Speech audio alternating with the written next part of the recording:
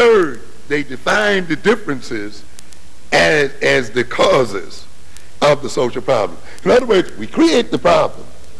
Then we go in and look at the people who have the problem and see how they're different from those who don't.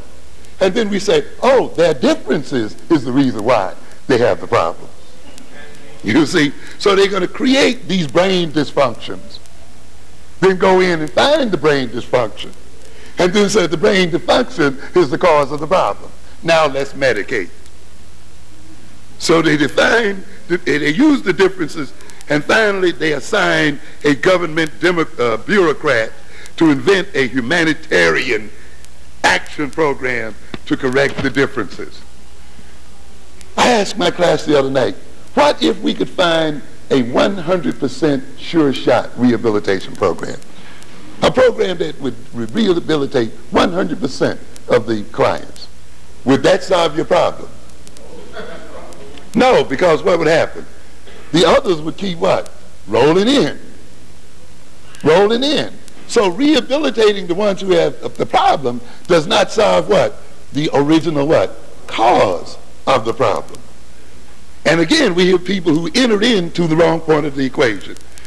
Let me get here then and say, these controversies such as the one we are dealing with now, they speak to the need for domination to justify and maintain itself. Howard Zinn stated, the establishment, whatever rewards it gives us, will also, if necessary, to maintain its control, kill us. Hear that, black bourgeoisie. A part of your being promoted in American society is to maintain control of the black community. The day that your death is necessary also to maintain control and to maintain white power, they will kill you as well. And I want you to keep this in mind then. I don't want you to fall into the trap of discussing this particular issue. We fall into a trap by concentrating on the scientific and methodological details. You know, well, there's no genes. When you find it, forget all that nonsense. And get caught up in personalities. Well, Goodwin is an evil guy. You know, Louis Sullivan is a...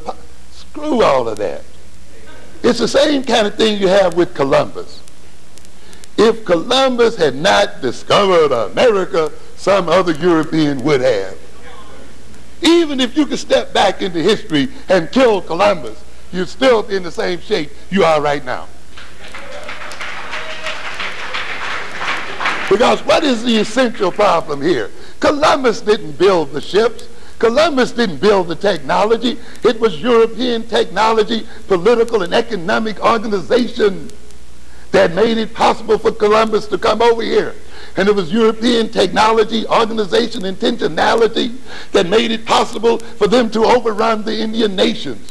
What you have here then were two different cultures and two different technologies and two different ways of thinking facing each other, and one ran over the other. Not Columbus. I want you to get out of the personality issue and deal with the deep issues. You are facing a society and a culture. You are facing an organization that will put man after man after man in front of you, but it will still run its same program. You must learn to cripple the organization, not the person.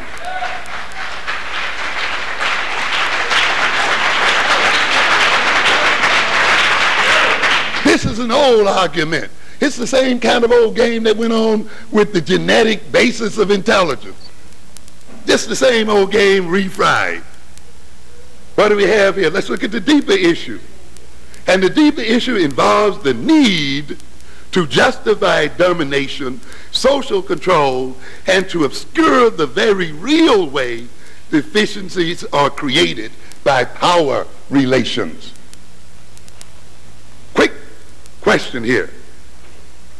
Why are whites obsessively concerned with the intelligence of black folks? This is the thing you must ask first before you get into whether it's environment or genes. Ask the major question. Why are you interested? What's the point? Huh? Why is it so what? Important for you to know? What are you going to do with the knowledge? This is the issue. What would be the result if it was definitely and irrefutably established that blacks are innately less intelligent than whites? Let's ask that question. Let's ask another one. Or we found irrefutably that we were more intelligent than whites. What would be the result? Or just as intelligent as whites, or that environment is really significantly influential in determining intelligence. What would be the result if we discovered either one of these things? What would be the result if we proved that blacks were genetically more docile than white folk? The end result would what? Be the same. Would be the same. Nothing is going to change. Why?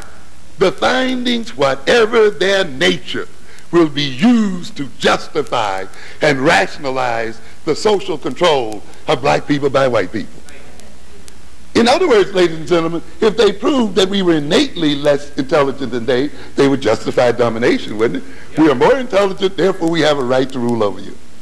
But then if you prove to them in your great work that you are more intelligent than they are, well, these people are more intelligent than we are. We should suppress them while we can, because if we let them loose, they will take over. So the repression would still take place, and it would still be argued.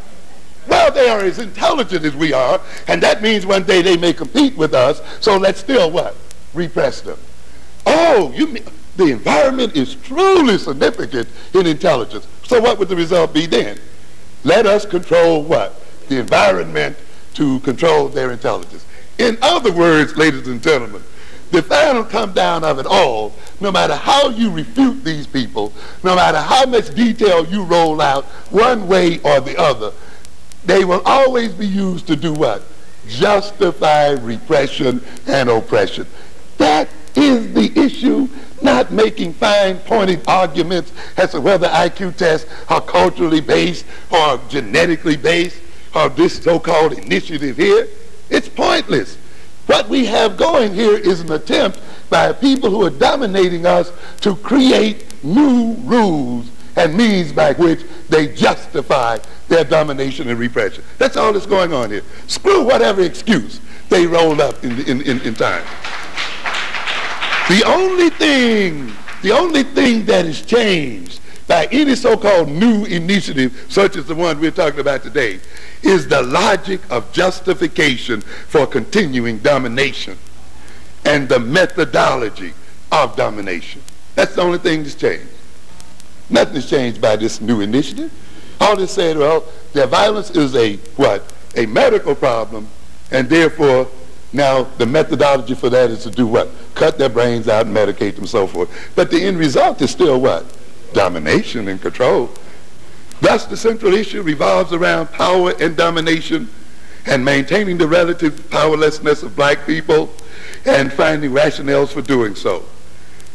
For a very sizable percentage of black problems flow from the nature of black and white power relations. These problems that we are dealing with flow from our powerlessness, from the power differential between blacks and white folk. They reflect the differences in power between us as people. Nothing else. No brain issues here. The issue then for the black community is this: how to break white power and the will of whites and any other ethnic group to dominate and exploit African people.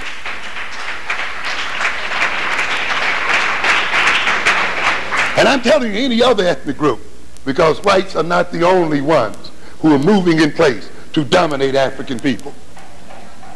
And the issue then is this, and you must keep this in mind, this must be our agenda. This is our agenda, to break the power of people to control our lives. This is the agenda. An agenda set by us, not by others.